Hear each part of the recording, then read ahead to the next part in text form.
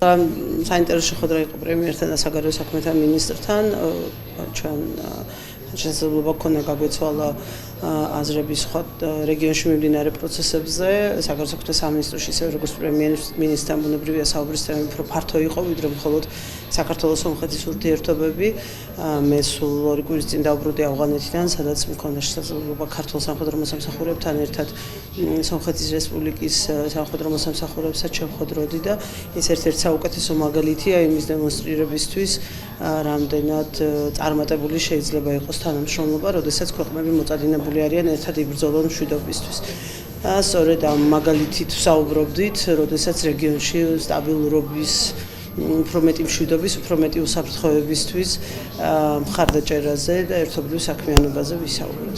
ვფიქრობ, რომ ძალიან პროდუქტიული შეხვედრა იყო ორივე და დარწმუნებული ვარ, რომ ეს ვიზიტი შესაძლებლობას გააჩენს, რომ სულ უფრო და უფრო მეტი თანამშრომლობის ფორმატები გაჩნდეს თავდაცვის და მშვიდობის უსაფრთხოების სფეროში ჩვენს ორ ქვეყანას შორის.